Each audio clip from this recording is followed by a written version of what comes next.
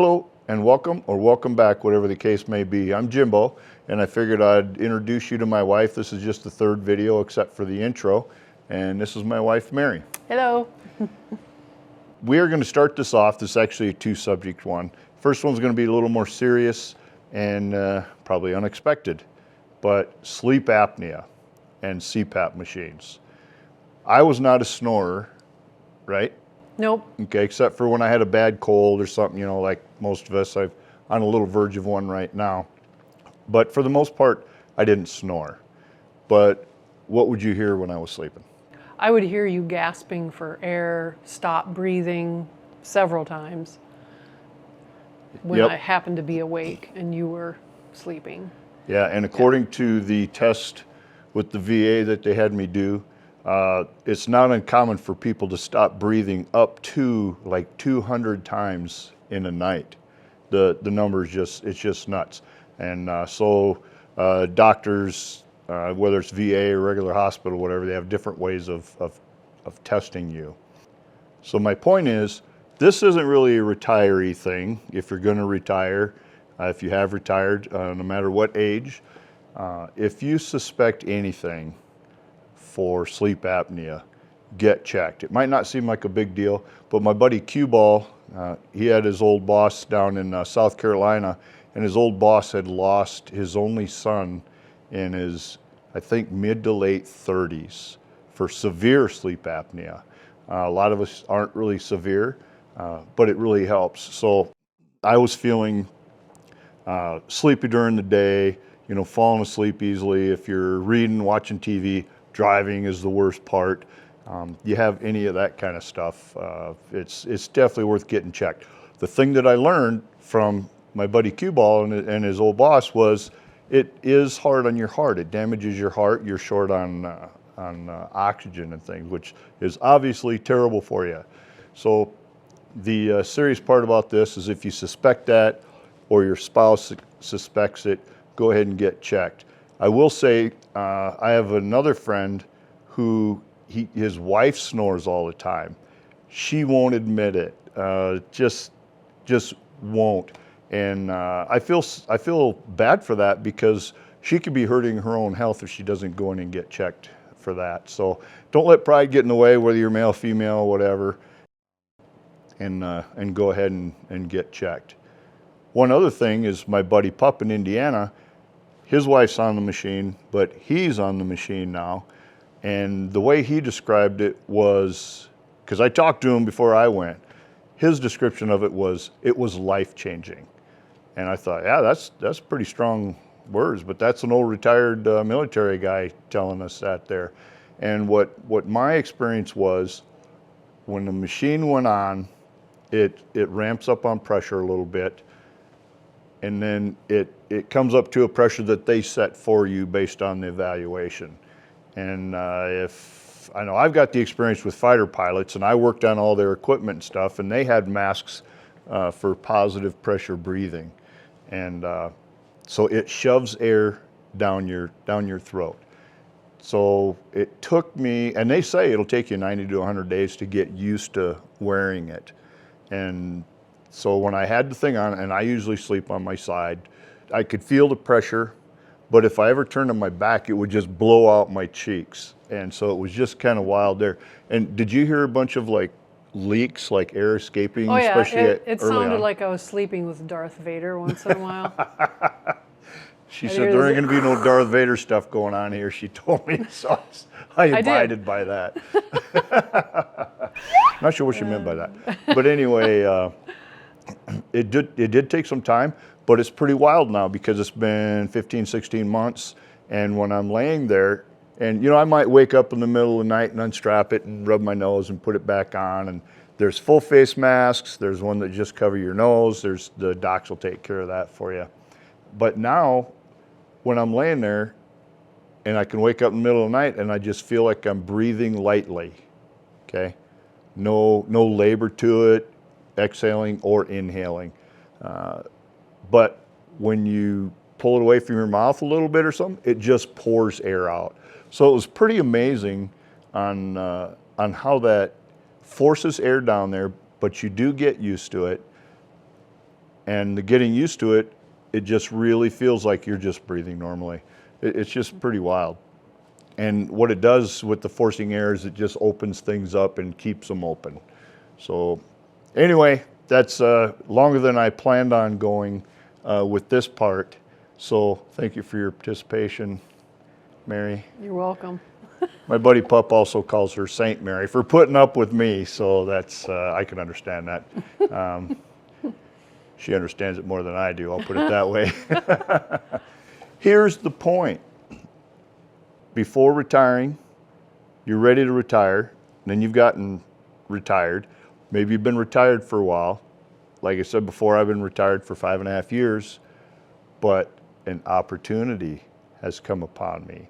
So I'm making this video a little bit longer, but number one, stay healthy. Number two, help yourself. And you might have opportunities for what I'm going to show you right here. So we'll be right back. All right, so you ready for the second half of this? This is cool. This is an opportunity that can come to somebody that's retired and has a lot of freedom. So I'm going to spin around here where I'm at. You're going to see stuff behind me.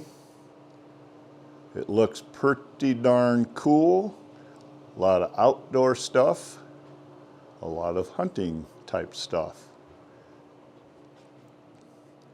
So we're in the middle of South Dakota here, and a friend of mine owns this hunting lodge.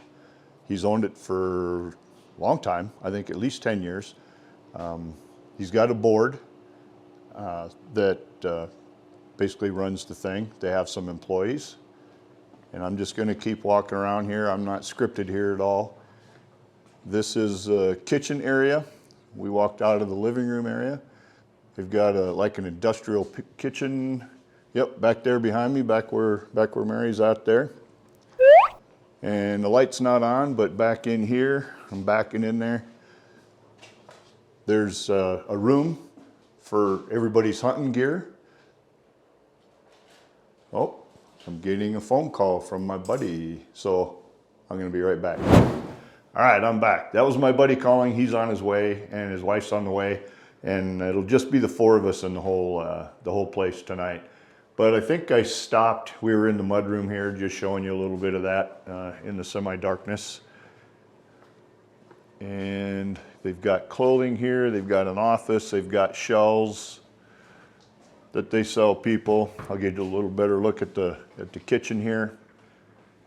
Kind of cool. Coffee machine, soda machine.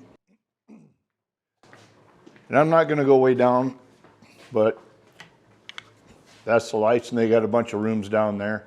And most of them are sharing a bathroom, or it's got common bathroom or two. About three of them down there, I believe, is what it was.